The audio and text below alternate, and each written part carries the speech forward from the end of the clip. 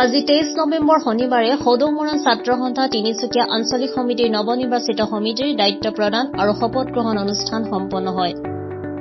সদৌমৰাণ ছাত্ৰ সন্থা তিনিচুকীয়া আঞ্চলিক সমিতিৰ 2024-27 বৰ্ষ নৱনিৰ্বাচিত কাৰ্যনিৰ্বাহক সমিতিৰ দায়িত্বভাৰ প্ৰদান আৰু শপত গ্ৰহণ অনুষ্ঠান তিনিচুকীয়াৰ গেলাপুখুৰীস্থিত সংগঠনটোৰ কাৰ্যালয় সভাগৃহত আয়োজন কৰা অনুষ্ঠানটোত সভাপতিত্ব কৰে তিনিচুকীয়া আঞ্চলিক সমিতিৰ প্ৰাক্তন সভাপতি সত্যজিৎ দুৱৰাই।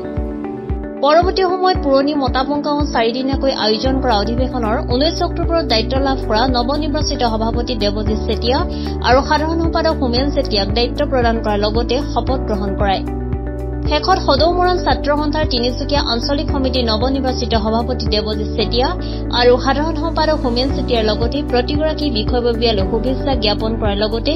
আগন্তুক দিনসমূহত জনগোষ্ঠীটোৰ উন্নয়নৰ বাবে প্ৰতিটো ক্ষেত্ৰত সৰব ভূমিকা ল'বলৈ আহ্বান জনাই উপস্থিত থকা নেতৃত্বই।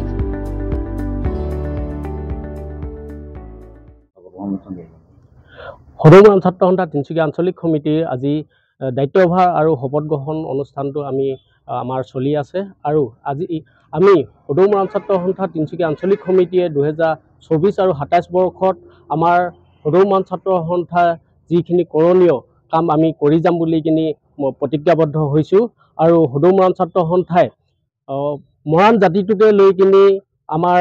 গোটেই জাতি জনগোষ্ঠীক কেনেকুৱা ধৰণে আগবঢ়াই নিব তেনেকুৱা ধৰণৰ কথাখিনি আমি ভৱিষ্যতৰ দিনলৈ আমি আলোচনা কৰিম আৰু সদৌমৰাণ ছাত্ৰ সন্থা তিনিচুকীয়া আঞ্চলিক সমিতিয়ে আমাৰ যিহেতু সদৌমৰাণ ছাত্ৰ সন্থাৰ এখন দীঘলীয়া সংগ্ৰাম চলি আছে, যিহেতু আমাৰ জনগোষ্ঠীৰ বিষয়ক লৈ কিনে আমাৰ দীঘলীয়া সংগ্ৰাম চলি আছে, এই সংগ্ৰামখন আমি আগবঢ়াই নিম, সহযোগিতা কৰি যাম আৰু সদৌমৰাণ ছাত্ৰ সন্থাৰ যিহেতু অকল সংগ্ৰাম নহয়, আমি সদৌমৰাণ ছাত্ৰ সন্থাই আমি ক্ৰীড়া দিশটো চাইছোঁ, আমাৰ